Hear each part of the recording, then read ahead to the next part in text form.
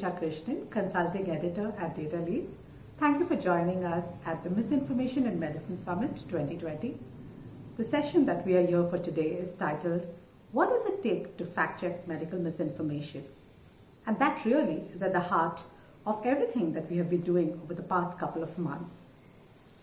It is a year in which a virus has upended the lives and economies across the globe.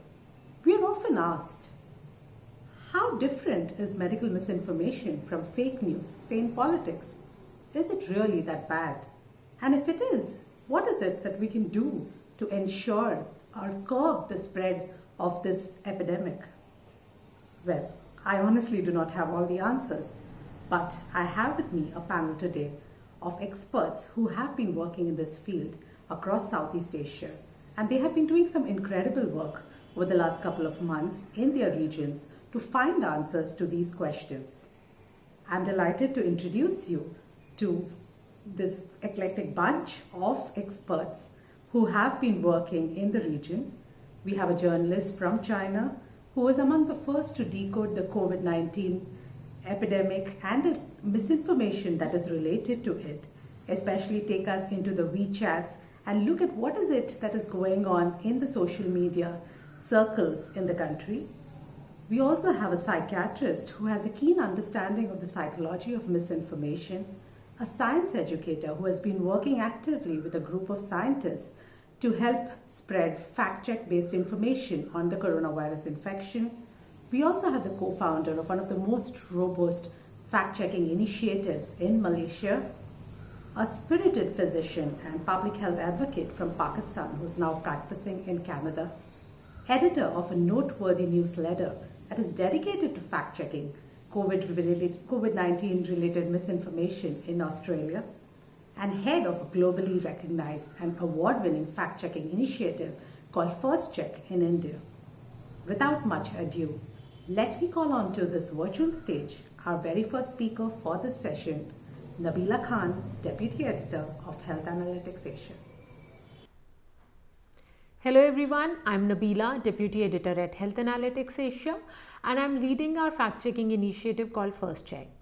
So I would like to share with you how we started with our entire journey of fact-checking. It was back in 2015 when we had just launched Health Analytics Asia and we were covering issues related to public health.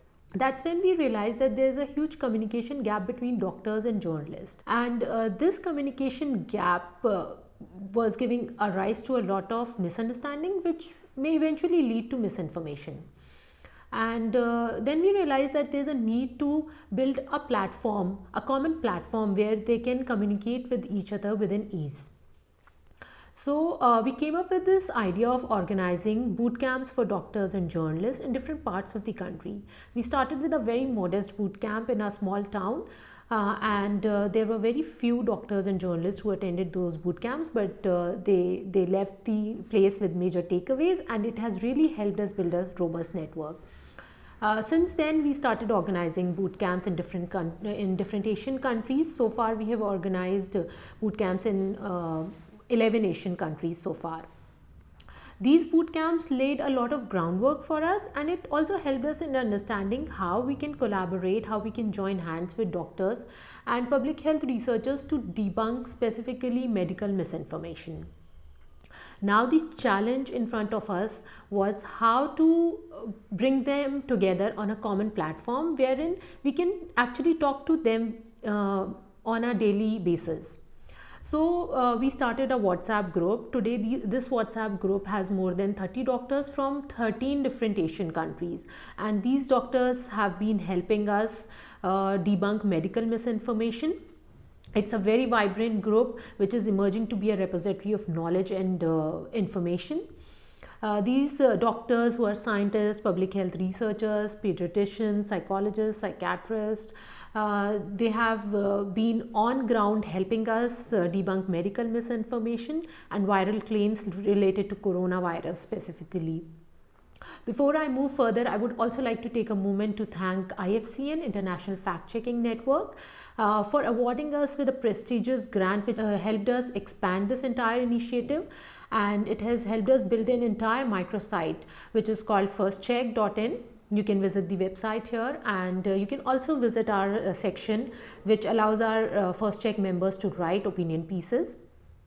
And this also has, currently this website has more than 100 stories which have been fact checked in past 12 months, and these stories are related to medical misinformation, but a major chunk of these stories are related to coronavirus misinformation. So it's really worth visiting and reading our stories which we have debunked so far. Also, there's a section on become a fact check member. You can click on top right corner of the website and fill out the Google form, which will help us give your details, and we can get back to you. Furthermore, I would also like to share with you what we have learned from this entire exercise and this entire initiative is collaborate with domain experts, because domain experts, in our case, they are doctors and public health researchers and scientists. So these domain experts, they give deeper insights, and they give a different nuance to your storytelling and fact checking. I have some of our domain experts lined up as speakers in this session, and they will tell you more about what it takes to fact check medical misinformation. Thank you so much. Hi everyone, my name is McCutchan. I'm a fact checker with RMIT ABC Fact Check in Melbourne, Australia. So earlier this year, we launched Corona Check, a weekly email newsletter in which we fact check all things coronavirus related. Some of the things we've covered include drugs, cures, and preventative treatments such as hydroxychloroquine. And we've done a lot of work on government responses, so border closures, lockdowns, economic aid packages, as well as personal responses, so hand washing, mask wearing, social distancing, for example. We've looked at a lot of data and statistics, so case numbers, death tolls, testing numbers, hospitalizations, that sort of thing. And we've also done a lot of work on conspiracy theories, so 5G caused the virus, or Bill Gates is behind it all, that sort of stuff. So how do we find claims to check? Mostly it's social media monitoring, so we monitor known conspiracy theorists and groups, but we also keep a close eye on what our friends and family are sharing. We also monitor traditional media, so TV, radio, newspapers, and politicians, especially those prone to sharing misinformation. And we take audience requests, so through email or through a massive database of questions, over more than 130,000 that the ABC has just related to coronavirus. With so much misinformation around, we do have to be quite picky about what we check. So we ask ourselves a few questions. Firstly, can the claim be checked and does it matter? And then who is sharing it? How far has it been shared? And what is the potential reach? We don't want to be amplifying misinformation that may otherwise have only been seen by a few hundred people on some far-flung corner of the internet. We also focus on misinformation that's relevant to our Australian audience. I'll now talk a little bit about our process and some important things to look out for in fact-checking online misinformation. To start with, we always check the source of the claim. So if a Facebook post cites a scientific study, we go straight to that scientific study. We see if it's reputable. So is it peer-reviewed? Was it a double-blind trial? Are the authors respected? Has anyone discredited it? We then will check to see if another fact checker has already covered the same topic. This can save us a lot of time if someone else has already done the work. And we also go to experts. So a good expert can point you to the right data, the right scientific studies. They can quote, you can quote them, and they can put you in touch with other experts. It's also important to vet your experts, so we make sure that they're well respected, well informed, and wherever possible apolitical. If the claim involves data or can be checked using data, first figure out whether it's publicly available, and if it's not, ask the relevant authority for the data, and then make sure that it's being used correctly and in the proper context. When it comes to scientific studies, it's important to check again that these are robust and reputable, and a lot of the time it can help to speak to the authors to better understand their work and make sure that their findings have been communicated accurately.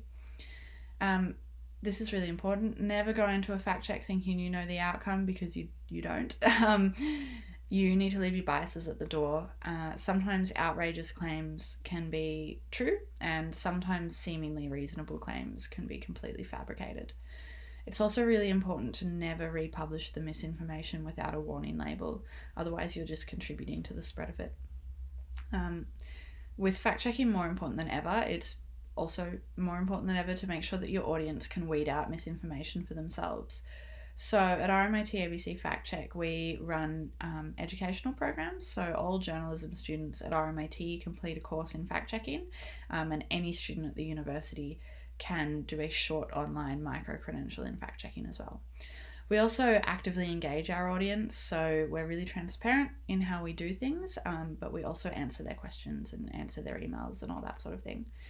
And just finally, I'd say that we acknowledge that we're not going to reach the fringes, the people sharing the most, ludicrous misinformation. But the people we do reach can be their friends and family, and they may have been swayed otherwise. Thanks for your time. That's it from me. I've got the link here to sign up for Corona Check, and if you have any questions, feel free to email me. Over now to Dr. Ahmad Firdaus. Hi, I'm Dr. Ahmad Firdaus from Medical Mythbusters Malaysia. We are an NGO comprising of 56 medical personnel from the public and also the private health sector. We are an NGO registered, and we focus on debunking medical myths online, especially on the Facebook platform. So what does it take for us to check medical misinformation? From a medical standpoint, there are two types of medical misinformation or myths. One is the harmless myth, and the other one is the harmful myths. Harmless myths are the ones that are more like grandmother stories, such as you shouldn't bathe at night as it can cause water in your lungs, or maybe perhaps it's in a more medical term, it's a fluid overload. Somehow this myth or misinformation has been passed down for generations in Malaysia. I'm not sure for other countries or other regions, but this is something that is quite common in Malaysia. But does it cause harm if someone doesn't take a shower at night? Does it have a negative impact on public health? In fact, a myth can have a positive impact on reducing water and electricity bills. That's the reason our grandmothers tell us not to shower at night, to save on electricity and water bills. So this might have a positive impact towards the environment, but not so much towards public health. What are the harmful myths? One such myth revolves around the effectiveness and safety of vaccination. The myth revolving around vaccines has resulted in a public health nightmare. Back in 2019, WHO listed vaccine misinformation and hesitancy as the top 10 threats of public health. We have seen diphtheria, measles, and polio cases rise throughout the world due to the impact of vaccine hesitancy due to health misinformation. Diphtheria was once obsolete in Malaysia, but beginning in 2016, its incidence has increased with the number of recorded mortality. So how do we manage the spread of this medical misinformation? Social media is one strategy that can work. I repeat, this is one of the many strategies, but it is not the only one strategy. To use social media effectively, one needs to understand the target audience. For Medical Mythbusters Malaysia, we have been using Facebook as our main platform to debunk medical myths on social media for the Malaysian public. Our methods, usually we use Bahasa Malaysia as the official language of Malaysia and the most used language. So since our formation in July 2016, we've gathered almost 230,000 followers with an average reach of 150,000 reach per article, meaning that we have 230,000 who are following our page, and each article we can reach up to 150,000 people. So 150,000 people can actually reach our articles. So we utilize storytelling methods to convey relevant medical information to the Malaysian public. Statistical and research data is useless if the public cannot make any sense of it. So we have to repackage all this credible data and research into something that the public can relate to. So we have to make it simple and devoid of any medical jargons. The more jargons we use, the more statistical analysis that we use, the more people are put off from actually reading and trying to understand whatever we write. So we also need to remember that social media only appeals to a specific demography. Facebook, for example, users are generally from the 20s to 40s age group, while Instagram and TikTok users are generally from the younger age groups of teens and early 20s. Thus, the need for us to have a different niche for different platforms. Fortunately, in Malaysia, we have our counterparts or special NGOs, medically trained individuals with niche on different platforms such as Twitter and Instagram. So, Medical Mythbusters is just one NGO or one team which focuses on writing on Facebook platform, while we have other NGOs such as MedTweetMy on Twitter and so on. So what's important here is to have a network and cooperation with multiple NGOs and individuals to achieve a common goal, which is to provide credible, factual, and evidence-based medical information to the general public. Thank you, Dr. Ahmad. Firdaus. Now over to our next speaker, Dr. Rohini Karandikar. I would like to thank the organizers for inviting me to this panel. I am contributing to fact-checking for Indian Scientists' Response to COVID-19 or ISRC team, and also to Health Analytics Asia's First Check project. It has been a great experience working with Health Analytics Asia's project, and I have got a lot of opportunities to interact with people and to write for the general public on debunking myths. A little bit about ISRC. ISRC started at the time when the lockdown was announced in India. And initially from a few scientists, it grew up to more than 500 members today, including scientists, PhD students, science communicators, educators, and designers. So people are working in different teams of ISRC, and I myself am contributing to hoax busting and also to generation of resources in Indian languages. Coming to our topic on misinformation medicine, today people rely a lot on social media for help on health issues. And the social media is like a vast ocean of unvalidated information on health or on medicine, and people seem to get lost in that ocean of information. So why is it that we are so lost in misinformation? If we see carefully, then most of this misinformation has got a strong bias. So it could be a religious bias, like when people say that our ancestors would follow some or would use some concoctions to cure a certain disease, then because it comes from religion, nobody really questions religion. The same is true for gender bias. For example, when people say women should wear certain accessories to control their hormones, that is, gender bias is so deeply rooted in our society that nobody wants to know whether it is true or not. It is just passed on without understanding it carefully. Certain political leaders and celebrities also endorse certain products for which the claims are not validated using scientific methods. In the next slide, I have tried to create a wordle or a word cloud using an article which explains the health benefits of cow urine. Now, looking at the words like bioenhancers or immunity boosters or active ingredients, these seem to be very nice hooks for people, and they really get latched onto these words and believe in whatever the article claims without understanding whether it makes any sense at all. And the same, that is, heavy jargon is something that that we as science communicators avoid. We don't use jargon, and even if we use some words, we make it a point to explain carefully what those words mean.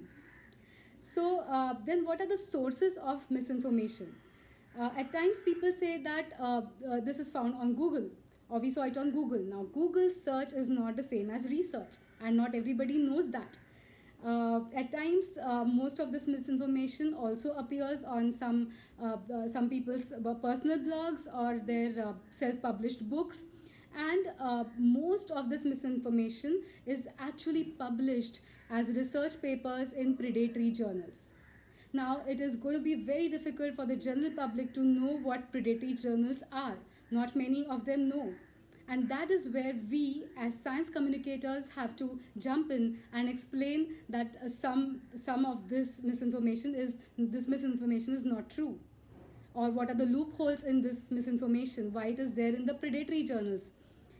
We have to also be very careful to not alienate people, and in a very friendly manner we have to present our explanation using proper evidence, also if possible using proper analogies and examples.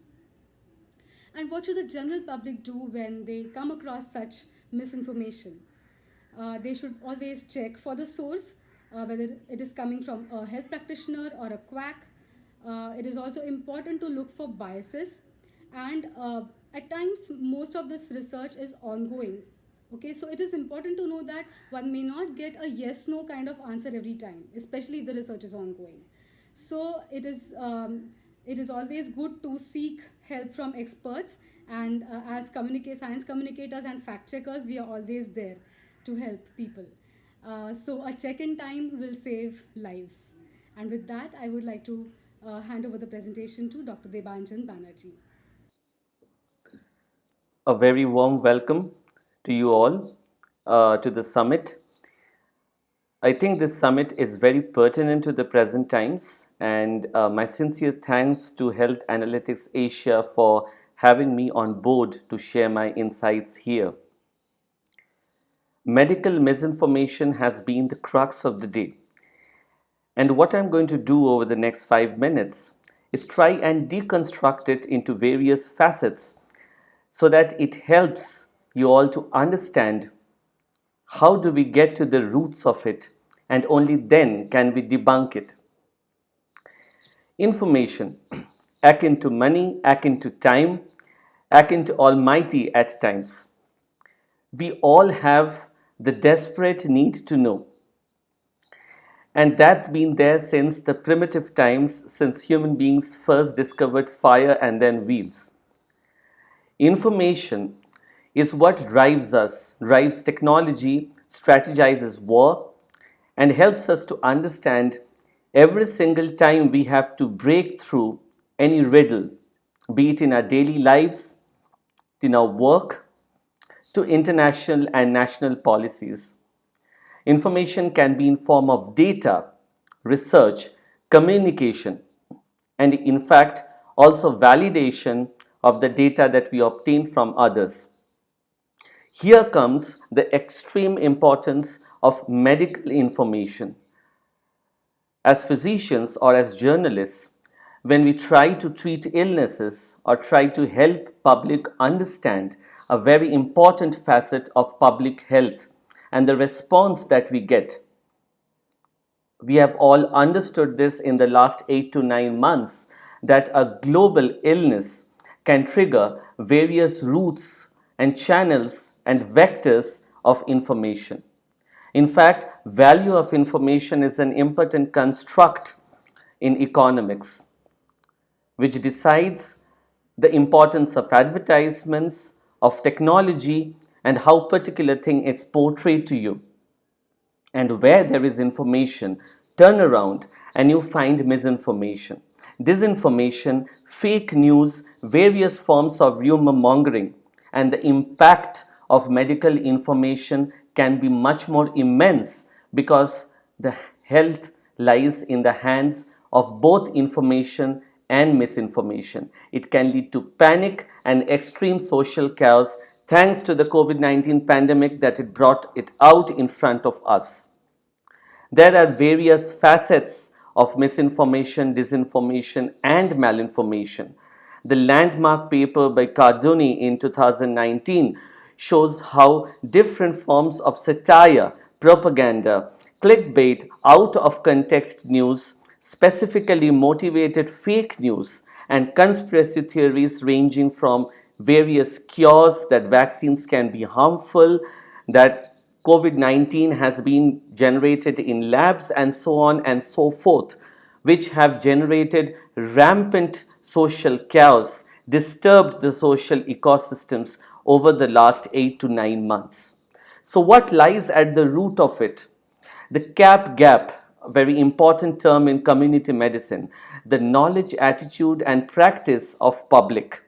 which, if incorrect, can further and further propagate misinformation. A single wrong forward in the ages of social media in the wrong hands can lead to a plethora of rippling effects of incorrect scientific evidence, pseudoscience, and that is just modeled in our psychology as we fall more and more for the misinformation. There have been numerous examples of that, starting from ginger and hot water gargling can cure COVID-19, tuberculosis and pneumonia vaccines were harmful, depression is unreal and it's not a mental illness, and the various facets of even common illnesses like diabetes, hypertension, various infections which are often not considered to be true illness, especially in certain rural communities. If we have to cure an illness, we need to understand and go at the roots of it. Similarly, we need to understand the various facets of misinformation and how it spreads. In today's day, there can be out of context informations, specific ideologies, beliefs, selective exposures, peer pressure, confirmation bias, and availability bias, which coupled with the need for information helps us to believe and continue believing and sharing even before authenticating the sources. And that leads to the basic spread of misinformation. Why do we fall? As a mental health professional, let me tell you, each of us are equally susceptible to misinformation. The need for information, the cognitive and thinking biases of, okay, this is too good and this has to be true. Social learning, when repeatedly something is forwarded and shared, irrespective of the socio-economic education status, you can fall for it. And this leads to stigma and prejudice, which has been so prevalent in the societies during COVID-19. Insecurity during any form of crisis, the illusory truth effect that, okay, this is something which is novel and hence it can be true. Many a times, irrespective of professions, when it is told that World Health Organization or CDC has mentioned this, we easily fall for it without authenticating or without even visiting the websites and easy remedies. I think the pandemic has in that sense been an eye-opener to all of us to locate, understand, and have a rejuvenated interest in dealing with medical misinformation. It has also shown the impact that it can cause. A few very easy ways: containment and understanding the vectors of dissemination. Authenticate, authenticate, and authenticate. We can take the help of social media to promote digital literacy, especially in the vulnerable population, and target the cognitive fallacies, debunking myths, what we are doing today. And besides the wonderful collaboration between the journalists and the doctors, we also need to understand that this needs to spread to the community as well, because there is a huge proportion of people who might not be aware of this health education. And as a preventive measure, health specific inoculation. If we can target certain vulnerable groups from very young age, and when they're in schools and colleges, they can further propagate the message.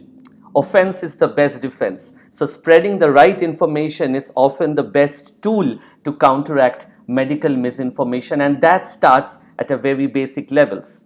And in the end, I'm proud to share with you that the journey that I have had over the last 1.5 years with Health Analytics Asia has been wonderful from my side.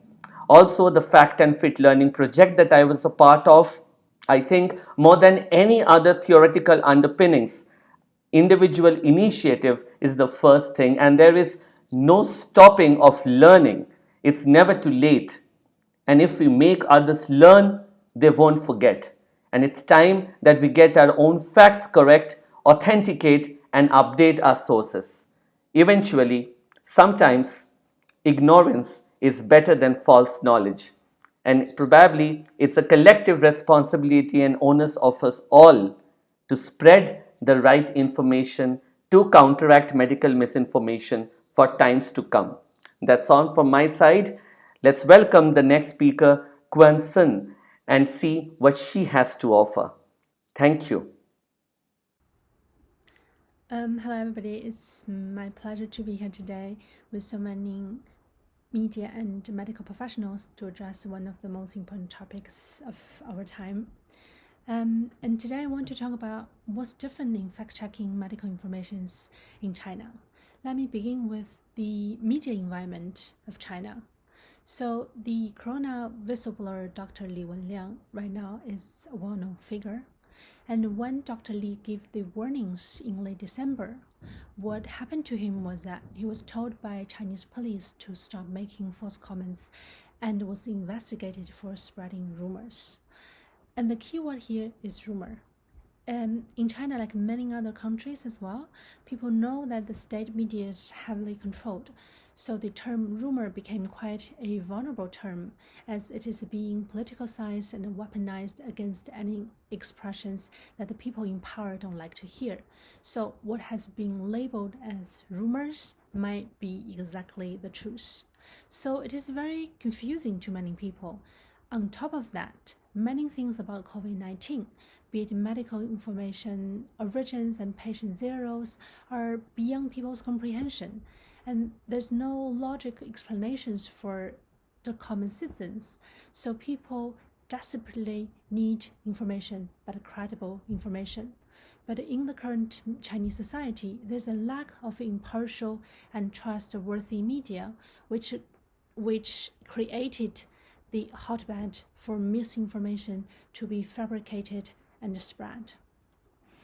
Another thing is when people cannot get this information from credible news sources, which is supposed to clear up this misinformations, they go to social media, they go to private key opinion leaders, etc. Right?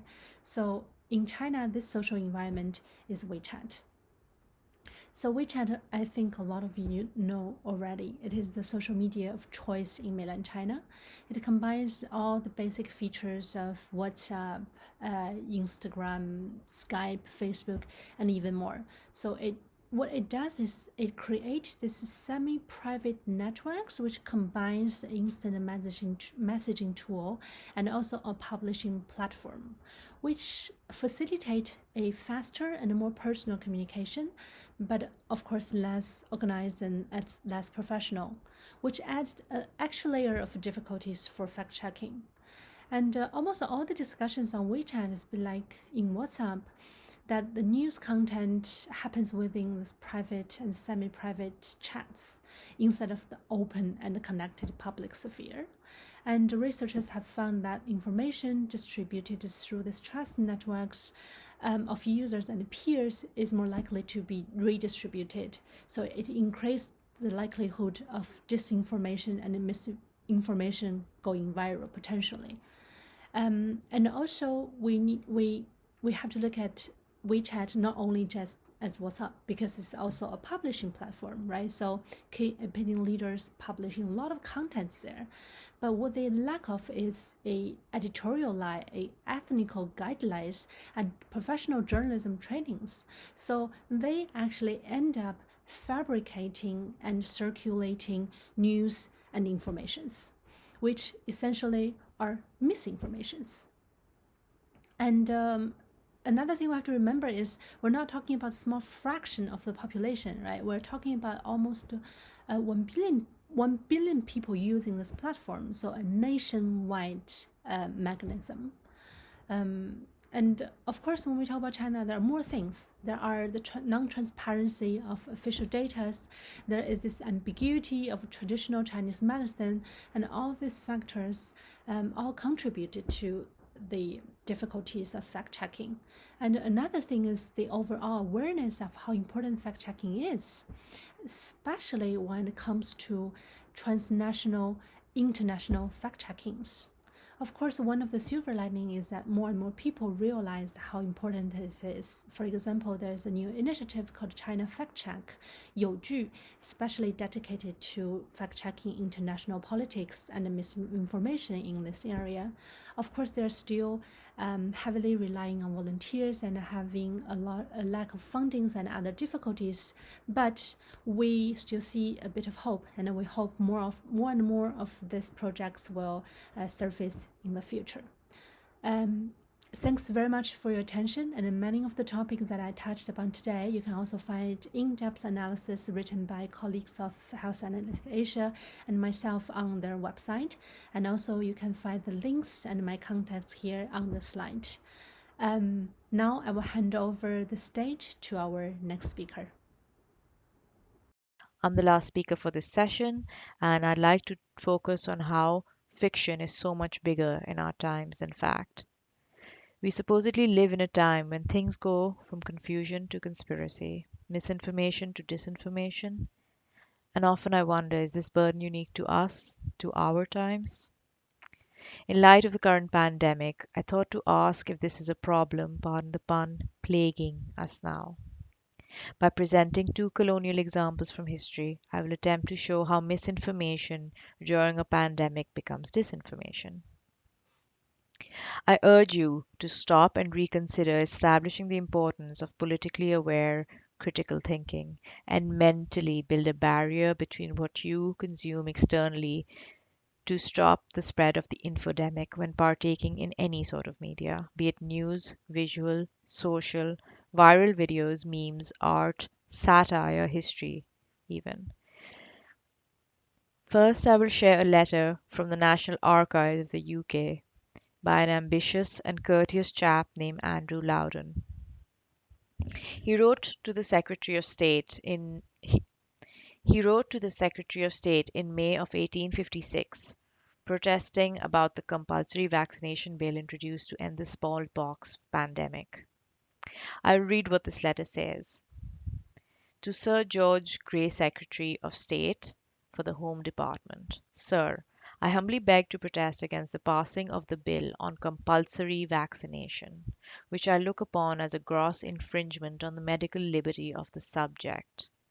I further beg to represent to you that many professional persons and others are of the opinion that vaccination not only does not prevent smallpox, but it is productive of worse and more dangerous diseases. Such being the case, I hope you will present this my protest to the House of Commons. I am, sir, your obedient servant, Andrew Loudon. So when it comes to medical misinformation and fact checking, ask yourself when reading this letter, why does the author of the letter object to the compulsory vaccination bill?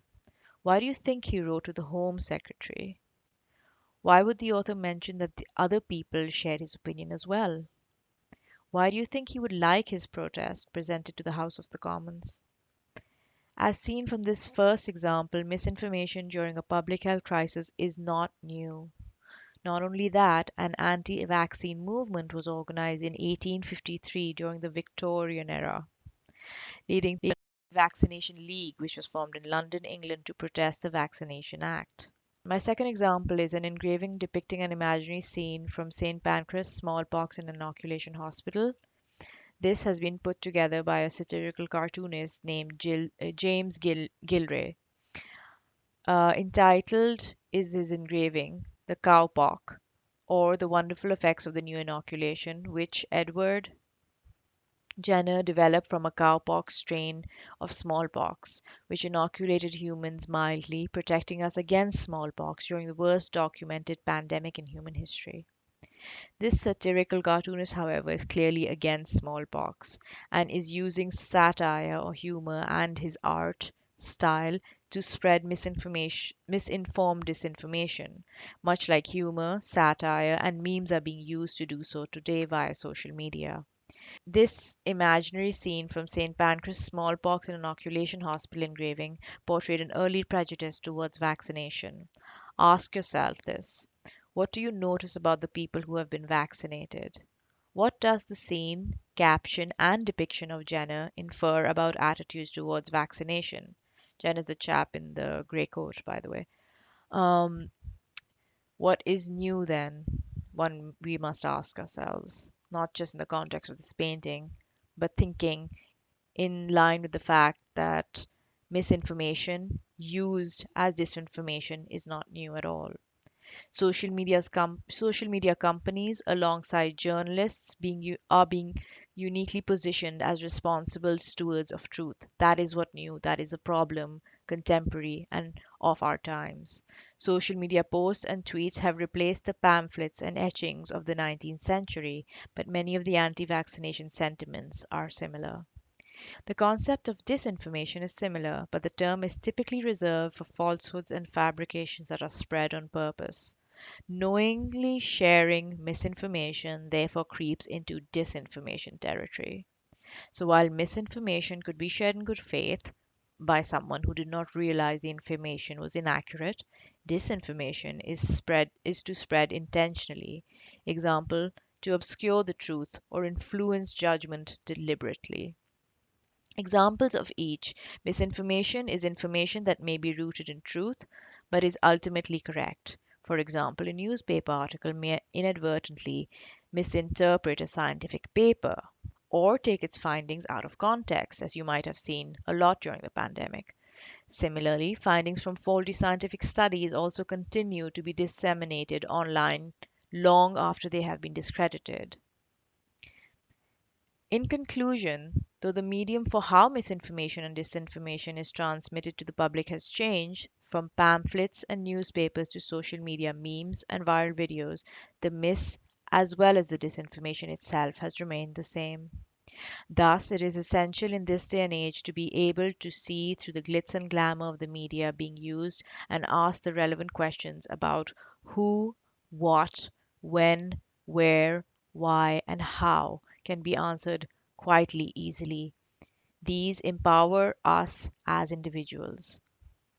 Thus, in conclusion, I feel that if we can train the average Joe or Javed or Jasmine how to ask questions about why, when, where, and the what, regardless of how they receive misinformation, this is disinformation will slowly stop spreading.